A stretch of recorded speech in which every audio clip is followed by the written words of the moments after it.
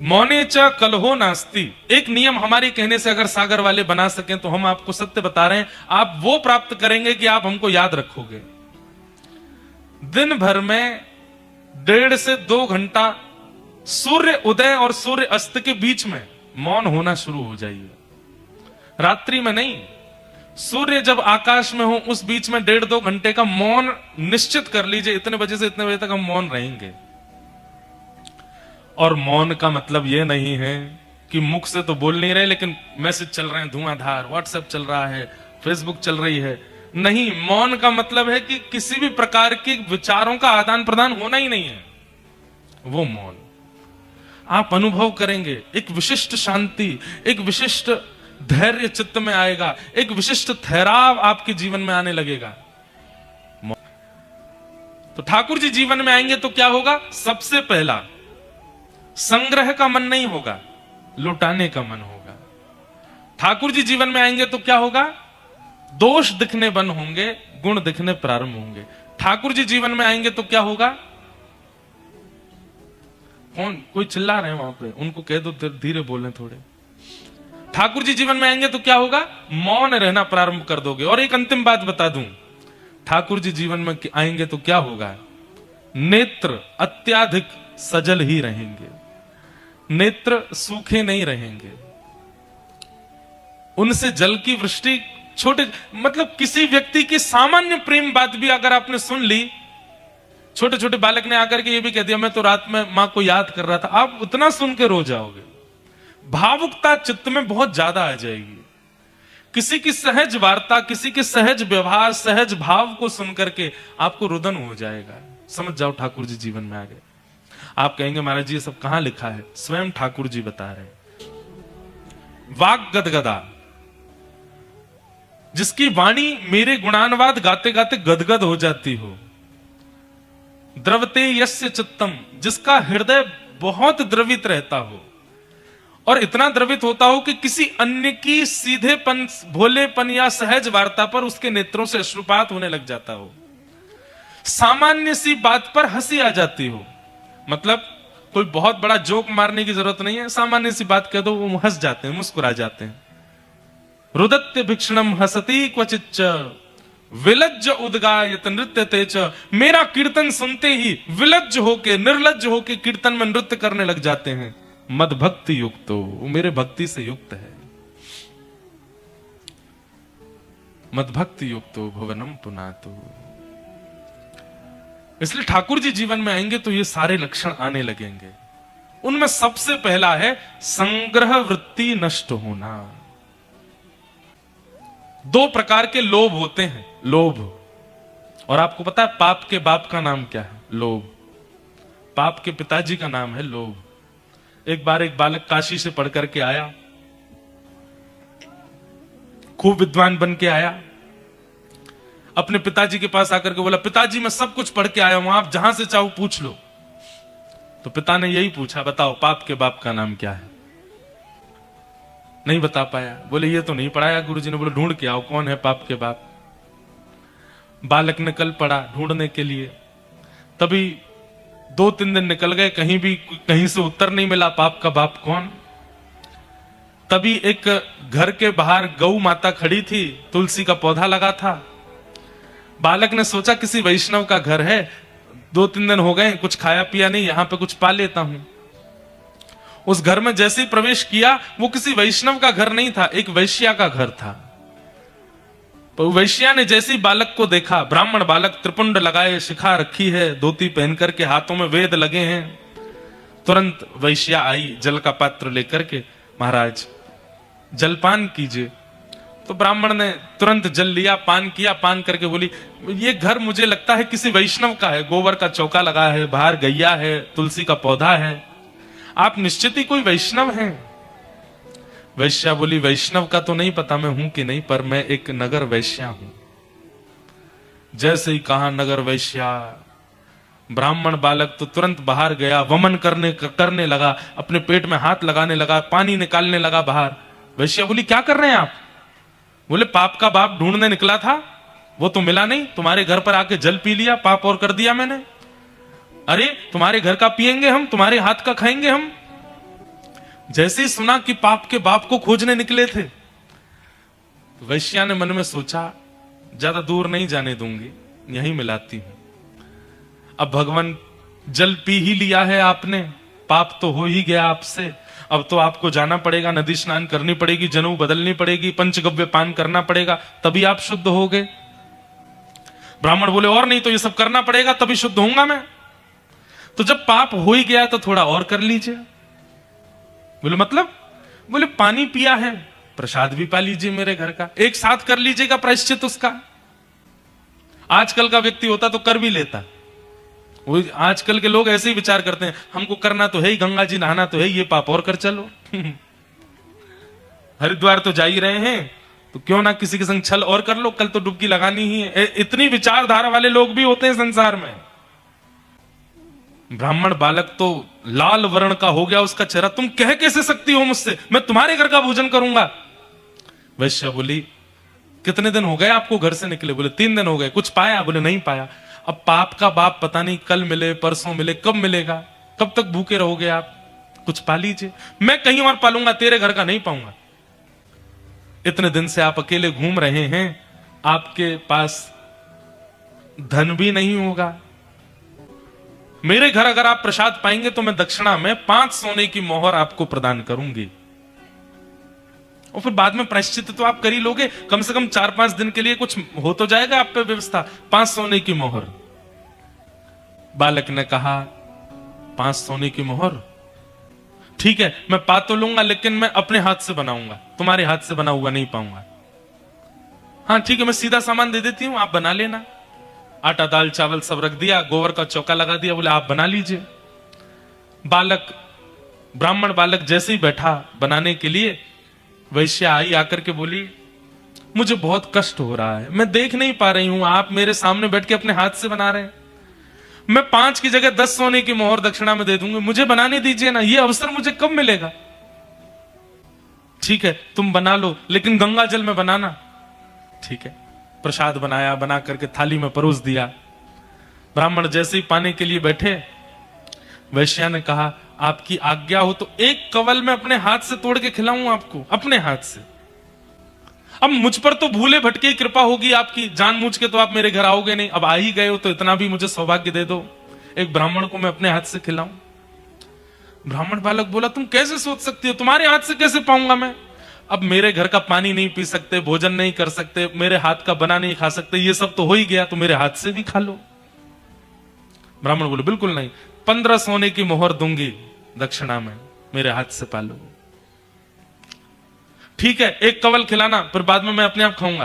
बोला हाँ ठीक है। एक कवल जैसे उठा के दिया, वैश्या ने कवल मुख में दे करके और एक हाथ घुमा करके दिया गाल पर, ताम्र वर्ण हो गया। क्या करती हो? बोले पाप के बाप से मिलवा रही हूं आपको। पाप का बाप कैसे? आप मेरे घर का पानी पीते हैं? नहीं पीते। क्यों पिया? बोले वो तो मैंने अनजाने में पिया। अनजाने में पिया तो फिर मेरे घर का भोजन क्यों किया? बोले वो तुम्हारी बड़ी श्रद्धा थी। बोले झूठ मत बोलिए, सोने की मोहर के कारण आपने किया। 5 सोने की मोहर के कारण मेरे घर का भोजन स्वीकार कर लिया, 10 सोने की मोहर के कारण मेरे हाथ का बना स्वीकार कर लिया, और 15 सोने की मोहर पर आप मेरे हाथ से खाने तक को राजी हो गए। अपने पिताजी को जाके बता दीजिए, पाप के बाप का नाम है लोभ। एक लोभ आपसे क्या क्या करवा देता है, ये आप खुद विचार करो। एक लोभ, सत्य बता रहे हैं बंधुओं हम आपको, लोभ के वशीभूत लोभ के फलस्वरूप ही व्यक्ति जब अपना जीवन जीने लग जाता है, उस व्यक्ति से पाप बनेगा ही बनेगा।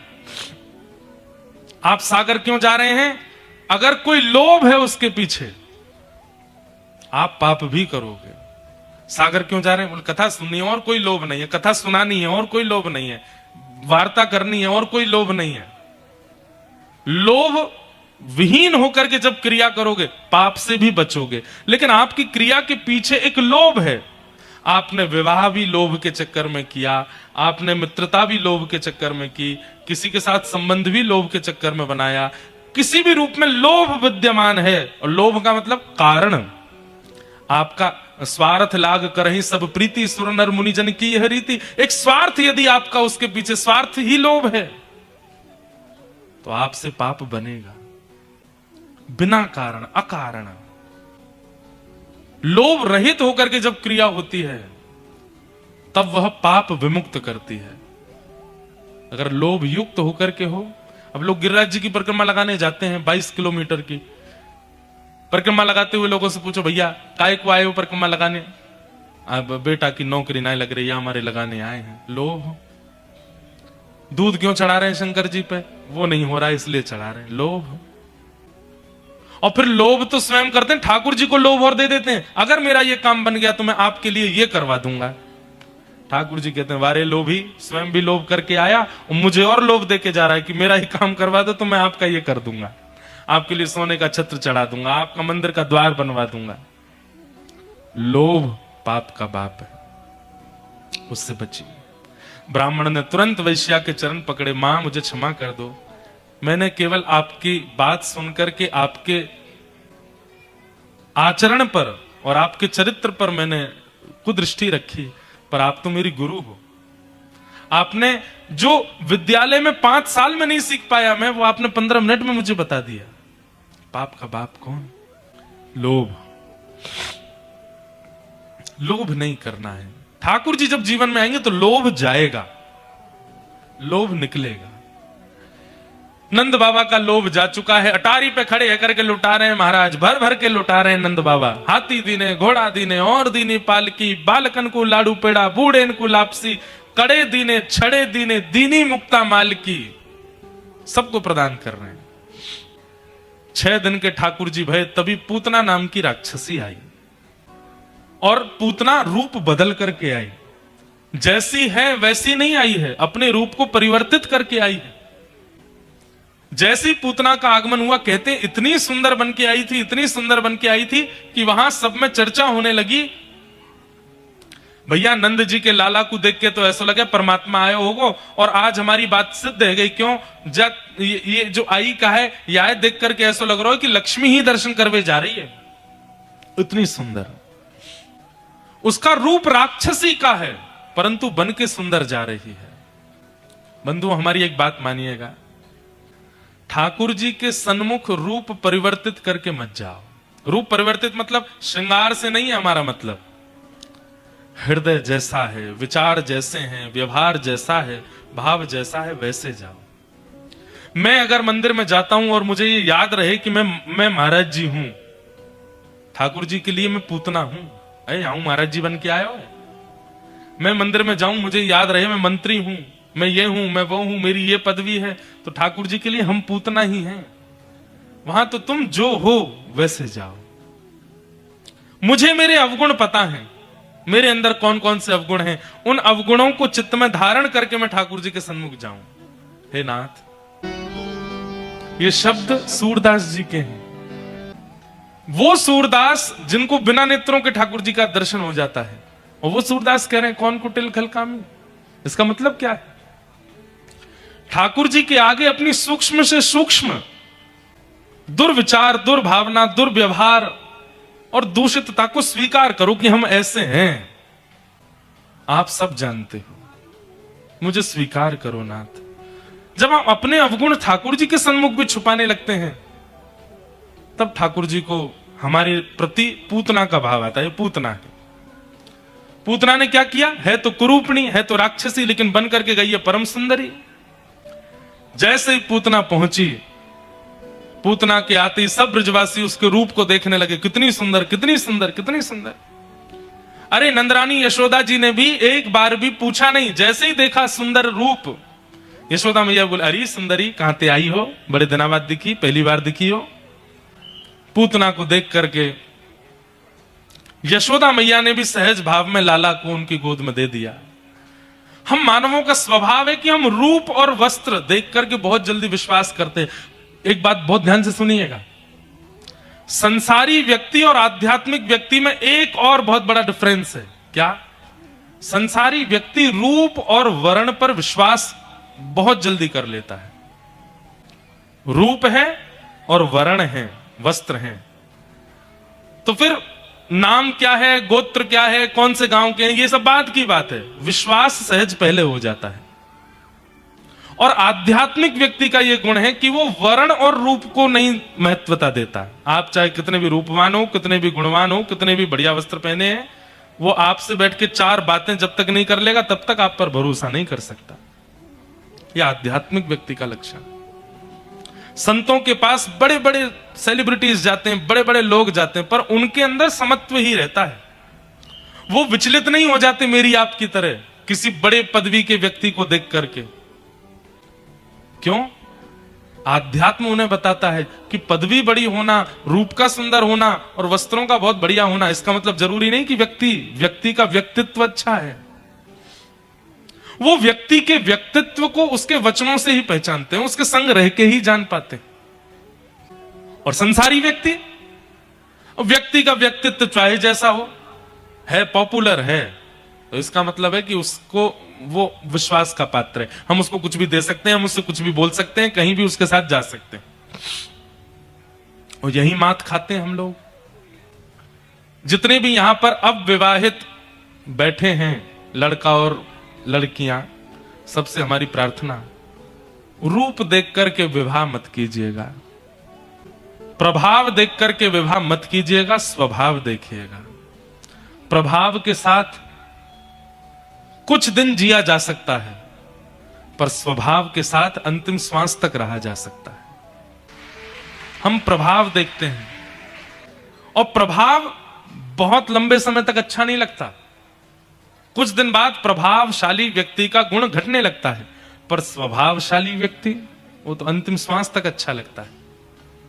पति देखने में कम सुंदर हो, पत्नी देखने में कम सुंदर हो, चलेगा। रोटी गोल की जगह टेढ़ी बनाती हो, चलेगा। चाय में पत्ती ज्यादा पड़ जाती हो, चलेगा। लेकिन अगर वाणी और स्वभाव इन दो में सरसता है तो बाकी सब चीजों के आगे आंख बंद कर लीजिएगा। अद्भुत है, उसके साथ विवाह कर लीजिए, उसके साथ अपना जीवन आगे बढ़ा सकते हो। वाणी, अच्छा एक और बात है, वाणी अगर बनावटी होगी तो बनावटी चीज बहुत दिन तक रह नहीं पाती है। बनावटी चीज का एक दिन पर्दाफाश होता ही है, पर स्वभाव यदि एक्चुअल होगा ना तो कुछ भी बनावटी नहीं होगा, सब स्वाभाविक होगा। और स्वाभाविक व्यक्ति के साथ में जीवन निर्वहन करना संभव हो सकता है। इसलिए स्वभाव को प्रधानता दीजिए, प्रभाव को नहीं। पूतना अपना प्रभाव बिखेरती हुई आई, इतनी सुंदर बन के आई, ऐसे कपड़े पहन के आई, ऐसी महकती हुई आई, सब उसी को देखने लगे। लेकिन दुर्भाग्य पूतना का, जैसे ही ठाकुर जी उसकी गोद में गए हैं, पूरा विश्व पूतना को देख रहा था, लेकिन ठाकुर जी ने अपनी दोनों भुजा अपनी आंख पर रख ली, ठाकुर जी ने नहीं देखा। भैया सबके प्रिय बनो, इसमें आपकी श्रेष्ठता नहीं, सबको छोड़ केवल हरि के प्रिय बन जाओ, इसमें आपकी श्रेष्ठता है। मीराबाई सबकी प्रिय नहीं थी। मीराबाई का जब विवाह हो गया और विवाह के कुछ दिन बाद जब उनके जिनसे ब्याह हुआ उन्हीं की मृत्यु हो गई, तो ससुराल के लोगों को इतना खलने लगी मीराबाई, जब से आई है हमारे बेटे को ले गई, हमारा परिवार बिखर गया, ये हो गया, विष देने का प्रयास किया, मारने का प्रयास किया, पीछे शेर छोड़ दिया। किसी को भाती नहीं थी मीराबाई। लेकिन मीराबाई का एक भाव है, आपसे भैया रूठ गए, मैया रूठ गई, पिताजी रूठ गए, पति रूठ गए, बच्चे रूठ गए, पत्नी रूठ गई, सबका रूठना मनाना चलता रहेगा। लेकिन किसी दिन ठाकुर जी रूठ गए तो, ठाकुर जी अगर रूठ गए तो फिर कौन बचाएगा आपको? महाभारत प्रसंग में जब कर्ण युद्ध के लिए जा रहा था और इंद्र ब्राह्मण का भेष बना करके आ गए कवच और कुंडल मांगने के लिए, बहुत बड़ी कथा है, विस्तार नहीं करूंगा। कर्ण तब तक नहीं मरेगा जब तक उसके पास उसके कवच और कुंडल हैं, क्योंकि वो एक सहस्त्र कवच नाम का राक्षस था जिसके 999 कवच काटे जा चुके हैं, एक कवच बचा था, तभी वो कर्ण बन के आया। अब जब तक उसके कवच कुंडल नहीं जाएंगे तब तक उसको नहीं मारा जा सकता। तब इंद्र ब्राह्मण का रूप बना करके आए और बीच युद्ध मैदान में कहने लगे भिक्षाम देही। तो कर्ण के सारथी ने कहा महाराज यहां भिक्षा मत दीजिएगा, मना कर दीजिए, अरे युद्ध भूमि है, कह दीजिए दान चाहिए तो युद्ध के बाद मिलना। कर्ण बोले मेरा स्वभाव है, मैं दानवीर हूं, मुझसे जब जहां जो दान मांगेगा मैं देता हूं। महाराज आप अगर कवच कुंडल दे देंगे तो आप जानते हैं ना मृत्यु निश्चित हो जाएगी आपकी। तब कर्ण अपने सारथी के कंधे पे हाथ रखते हैं और कहते हैं तुम जानते हो मेरे शत्रु पक्ष में कौन खड़ा है? हां, अर्जुन खड़ा है, युधिष्ठिर खड़ा है, भीम खड़ा है, नकुल सहदेव खड़े हैं। नहीं, अर्जुन के सारथी भगवान खड़े हैं। जब भगवान ही रूठ गए हैं तो कवच कुंडल मुझे कहां तक बचाएंगे? कोई नहीं बचा सकता। मैं कितना भी बड़ा दानवीर बन जाऊं, कितना भी बड़ा पराक्रमी बन जाऊं, भले ही कौरवों की सेना में भीष्म पितामह आ जाएं, भले ही महाभारत में लिखा है भीष्म पितामह कौन है? बोले तिमिंगिल मछली। तिमिंगिल मछली का मतलब पता है? एक तिमिंग नाम का पक्षी होता था किसी जमाने में। वो पक्षी अपने दोनों पंजों में हाथियों को लेकर उड़ जाता है आकाश में, तिमिंग पक्षी। और जब वो पक्षी दो हाथियों को पंजे में लेकर के आकाश में उड़ता है और समुद्र के ऊपर जाता है तो एक मछली मुंह खोल करके दो हाथी और पक्षी को तुरंत निगल जाती है, उसको तिमिंगिल मछली कहते हैं। भीष्म पितामह, कृपाचार्य, द्रोणाचार्य, इन सबको तिमिंगिल मछली कहा गया है महाभारत में। इनसे जीतना असंभव है। आज कर्ण कह रहे हैं भले ही कौरवों के पास में बड़ी बड़ी तिमिंगिल मछलियां हैं लेकिन फिर भी ये युद्ध हार जाएंगे। क्यों? क्योंकि रूठा बैठा हुआ परमात्मा है। परमात्मा रूठा है, हम महाभारत नहीं जीत पाएंगे। आप कौरवों की सेना को सामान्य मत समझिएगा। महाभारत तो सुनानी पड़ेगी हमको एक बार आपको बढ़िया से, तब आनंद आवेगा कि क्या है महाभारत, आपको पता चले। आपने आज तक सीरियलों में ही देखी है, आज तक आपने टीवी पे ही देखी है, मूल महाभारत तो पता ही नहीं है लोगों को कैसी है महाभारत। कर्ण कहता है हमारा जीतना असंभव है। क्यों? क्योंकि रूठे हुए पांडव नहीं, रूठा हुआ परमात्मा है। ठाकुर जी रूठ गए तो कहां जाएंगे हम? इसलिए भैया कोई रूठे कोई माने, चिंता मत करो, बस ठाकुर जी नहीं रूठने चाहिए। ये जगदीश है, परमात्मा है। व्यक्ति जब पदवी को प्राप्त कर लेता है ना तो सहज होना भूल जाता है। बहुत ध्यान से सुनिएगा। व्यक्ति जब पदवी को प्राप्त कर ले, व्यक्ति जब श्रेष्ठ हो जाता है तो सहज होना भूल जाता है। और जो व्यक्ति कुछ बनने के बाद सहज होना भूल जाए उसका पतन निश्चित है। और या फिर ऐसा कह लो कि वह व्यक्ति वास्तविक नहीं है, दिखावा है। अपनी सहजता का त्याग मत करो। चाहे आप धनवान बन जाओ, चाहे आप रूपवान बन जाओ, चाहे आप योग्य बन जाओ, सहज रहना सीखिए। परमात्मा श्री कृष्ण त्रिलोकीनाथ हैं, लेकिन ब्रज में कैसी सहजता ठाकुर जी की। मैया उंगली पकड़वा के चलवावे लाला है और दहली पे ले जाके मैया के लाला अब या को लांग जा। मैया पल्ली पार चली जाए, अब लाला यहां ते धीमे ते अपनो चरण चढ़ा रहे हैं, फिर वाके ऊपर स्वयं चढ़ रहे हैं, पल्ली तरफ उतरवे को प्रयास कर रहे हैं, नहीं उतर पाते हैं, गहरी है पल्ली तरफ, नहीं उतर पाते हैं तो फिर रोते हैं। नारद जी महाराज कहते हैं बताओ कहां दो पग से तीनों लोग नाप लिए थे बलि के यहां जाकर के, अब इनसे दहली नहीं लांगी जा रही है। प्रेम के कारण यहां ठाकुर जी सहजता प्रकट कर रहे हैं। परमात्मा होते हुए भी अपनी प्रभुता भूल गए हैं और ऐसी लीला कर रहे हैं। अब कैसी लीला कर रहे हैं? श्रृंगी गैयाओं के सींग पे जाके लटक जाते हैं। बैठी हुई है गैया, एक सींग पर ठाकुर जी लटक जाए, दूसरी सींग पर बलराम जी लटक जाएं और दोनों भैया ऐसे ऐसे सींग करें, जैसी गैया खड़ी हो वैसे ही ठाकुर जी ऐसे लटक जाएं जैसे कोई पेड़ पे फल लटको हो। झूला बन गो दाऊ दादा, झूला बन गो, झूला बन गो। अब गैया जैसी खड़ी हुई तो झूला बन गए हो। अब यहां से वहां गैया डोले और ठाकुर जी पकड़ करके, महाराज वही झूला है ठाकुर जी को, तो उड़ रहे हैं ठाकुर जी यहां से वहां। लेकिन गैया भी आनंद ले ठाकुर जी के संग। रोज ठाकुर जी आ जाएं, सींग पे लटक जाएं। एक दिन ठाकुर जी ने कहा कियो, गैया ने मन में विचार कियो, ये रोज रोज आ जाएं, आज ने किनके संग आनंद तो करूं मैं। और कैसे आनंद कियो? गैया के सींगों में घी लगा रहता है, नंद बाबा रोज घी लगाते हैं। तो ठाकुर जी थोड़ी देर पकड़ पाते हैं, उसके बाद जैसे हाथ छूटने लगते हैं तो गैया अपने आप धीमी हो जाती है, बैठ जाती है, ठाकुर जी उतर जाते हैं। लेकिन आज गैया धीमी नहीं हुई और ना ही रुकी।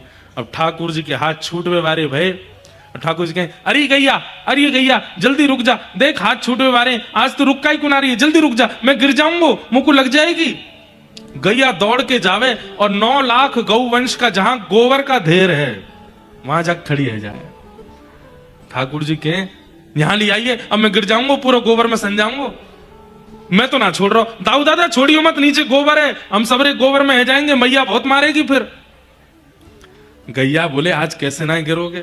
जोर जोर से गैया अपनी सींग घुमावे सो ठाकुर जी को हाथ छूट जाए, गले गले तक गोबर में जाके धस जाए। अब यशोदा, अब गोबर में कोई धस जाए तो छोटे बालक निकल नहीं पाएंगे अपने आप, खूब सारा गोबर हो तो। एक तरफ दाऊ दादा धसे में, एक तरफ ठाकुर जी केवल मुख दिख रहा है। वहीं तो चिल्ला रहे, मैया देख तेरी गैया ने मुंह को मारो। मैया दौड़ी दौड़ी आई, लाला तू कहां है। ठाकुर जी चिल्ला रहे हैं, गोबर के ढेर में थे। मैया की दृष्टि नहीं जा रही गोबर की ओर, मां कहीं जाएगा। अरे मैया इतकू आ गोबर के पास, मैं यहां बैठा हूं। मैया ने जाए करके देखी तो महाराज गोबर के ढेर में मुखमंडल दिख रहा हो ठाकुर जी को। एक तो गोबर भी ने सांवरो सो, ठाकुर जी सांवरे दिख ही नहीं रहे मैया है। अरे लाला या गोबर में आके क्या खेले। मैया मैं ना खेलो, तेरी गैया ने गिर दियो मुझे यहां पे। अच्छा अब तो गंदो है गो, चल तो को नवाऊं। मैया ने जैसी बाहर निकाले, दूर मैया गोद में नहीं ले रही है लाला है, ऐसे दूर लेके चल रही है। ठाकुर जी बोले, मैया तू ऐसे लटका के काहे को ले चल रही है, मुझको गोदी में ले ले। मैया बोली, तुम्हें गोबर लग रहा है, मैं हूं गंदी है, जाऊंगी, दूर ही रह मुझसे। ठाकुर जी बोले, अच्छा मैया मुंह को दूर कर रही है, अभी बताऊं तो। ठाकुर जी जोर जोर से रोने लगे। मैया बोली, कहा पतो ना कछु खा गो मुंह। अरे कहां खा गो, यहाँ पे खा गो है। जैसे मैया ने देखवे के कहा ठाकुर जी नीचे किए, सोई ठाकुर जी लपक गए मैया से और खूब जोर से अंक में भर लिया। बोले, अब तो लग गो सबरो गोबर। अब मैया अकेले ना नहाऊंगो, मैं और तू दोनों संग नामेंगे।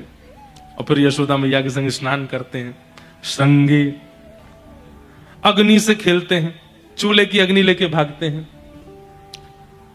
संग अग्नि डमष्टि, गली मोहल्ला में डोलने वाले जितने भी जीव जंतु हैं उनके दांत गिनते हैं। क्या बंधुओं, श्री वृंदावन ब्रह्मा जी ने नहीं बनाया, श्री वृंदावन विश्वकर्मा ने नहीं बनाया, श्री वृंदावन भगवान ने भी नहीं बनाया।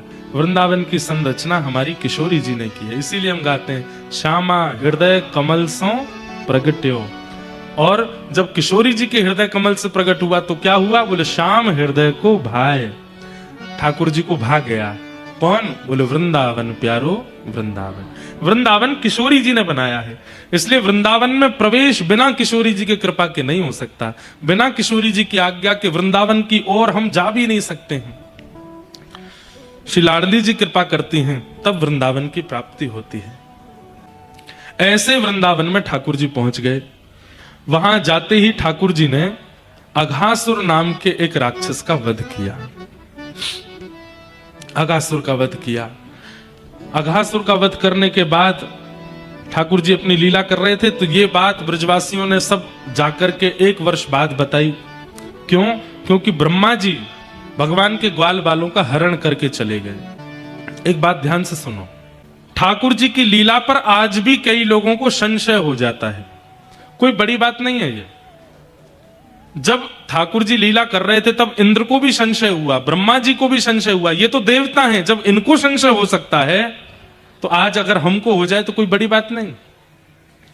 आज की डेट में लोग कई ठाकुर जी की लीलाओं पर प्रश्न उठा देते हैं, ठाकुर जी के अवतारों पर प्रश्न उठा देते हैं। हम लोग फिर कहते हैं बताओ कैसा युग आ गया, कैसे लोग हैं। ठाकुर जी भी प्रश्न उठा रहे हैं।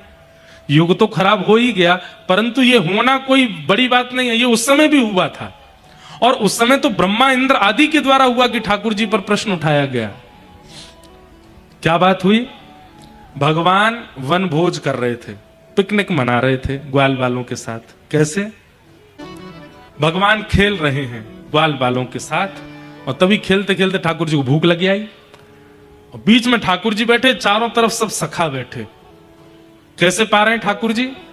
एक बगल में तो अपनी वंशी दवाई है, एक बगल में अपनी श्रृंगी दवाई है, हाथ में बीच में चटनी है, उंगलियों के बीच में अलग अलग अचार हैं, एक हाथ में रोटी का कवल लेके एक अचार खाते हैं, फिर रोटी खाते हैं, फिर चटनी खाते हैं, फिर रोटी खाते हैं। फिर किसी ग्वाला से कहते हैं तू क्या बना के लाए हो? लाला मैं तो बैगन को साग लायो, मुंह को खवा। तू का बना के लायो? मैं तो आलू को झोल लायो, मुंह को खवा। सबके हाथ से ठाकुर जी पा रहे हैं। आहा। ठाकुर जी अपने हाथ से सबको दही बांट रहे हैं। बहुत ध्यान से सुनना। अब तो महाराज ग्वाल बालों में होड़ लगी, हम लेंगे हम लेंगे हम लेंगे। जैसे ठाकुर जी बांटने लगे, सब ग्वाला हाथ से दही ले ले करके चले गए, पर कुछ ग्वाला जो पीछे खड़े थे उनको दही नहीं मिल पाया। हाथ को ग्वाला चाट रहे हैं, सबरे खेल रहे हैं ठाकुर जी, और ठाकुर जी हंस रहे हैं, पेट पे हाथ रखे, गुदगुदी हो रही ठाकुर जी को।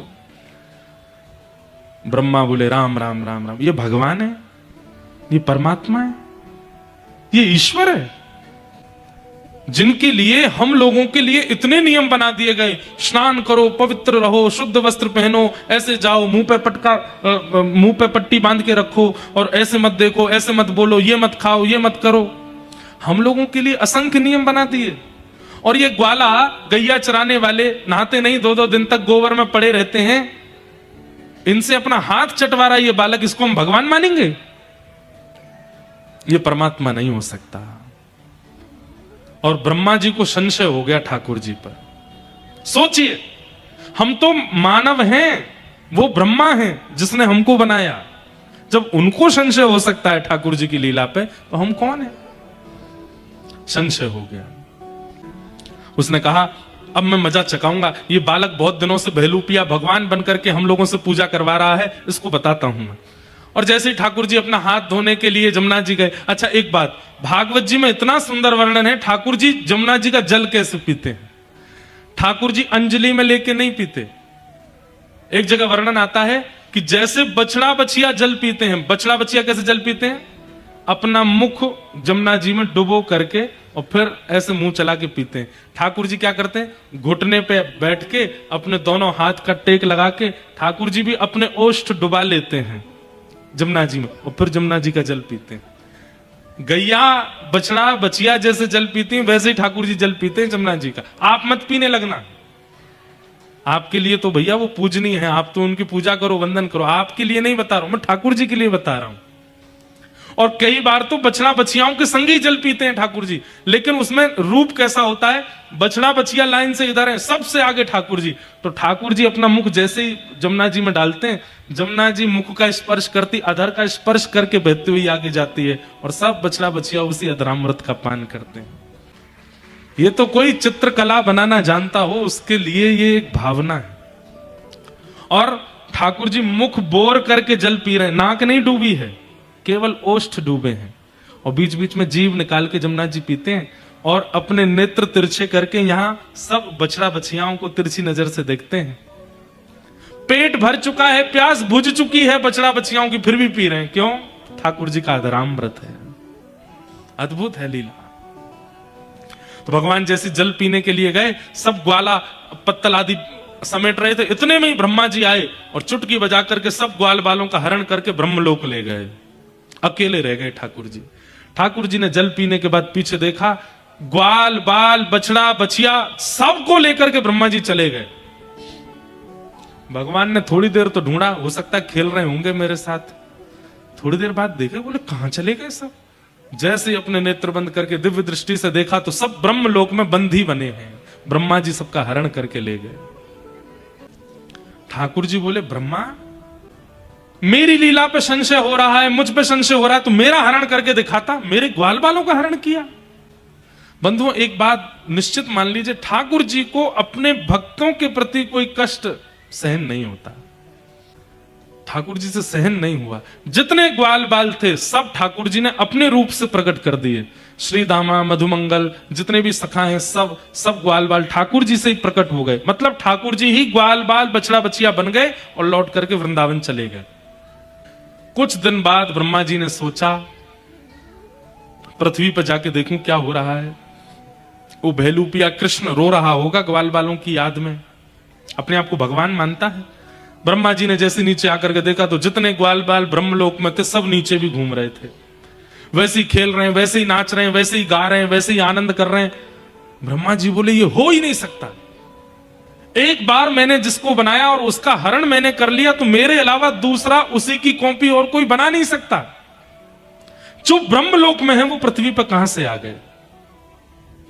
अब ब्रह्मा को लगा कि नहीं, ये तो परमात्मा ही है, मुझसे तो बहुत बड़ी भूल हो गई, मैंने इनकी लीला पर संशय किया।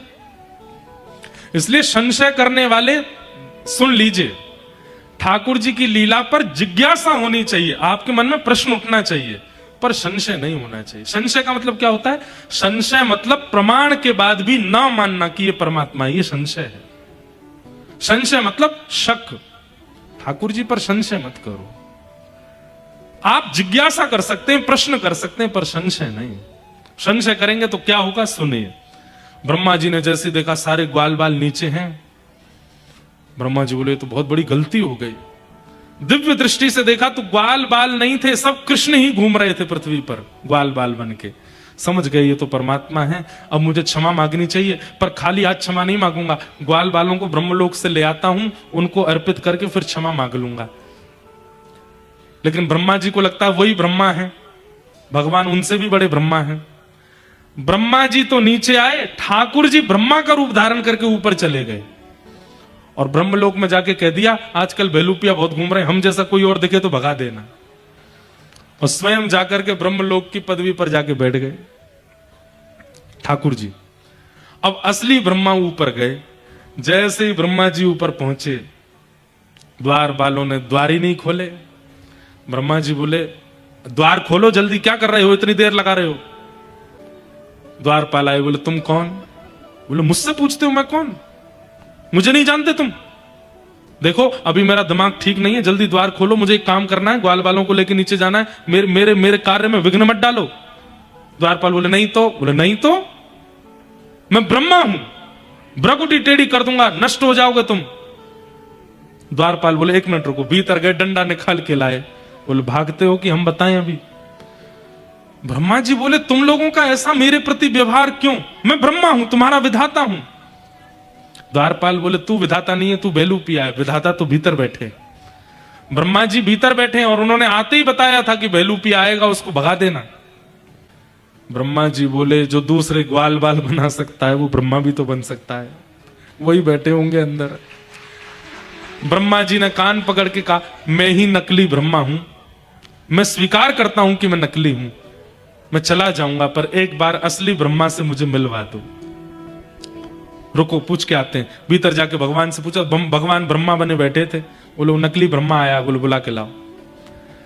ब्रह्मा जी जैसे भीतर गए, कमल आसन, कमल पर विराजते हैं ब्रह्मा जी, कमल अंतर ध्यान हो गया, शेषनाग प्रकट हो गया, ब्रह्मा जी अंतर ध्यान हो गए, शंख चक्र गदा पद्मधारी नारायण प्रकट हो गए।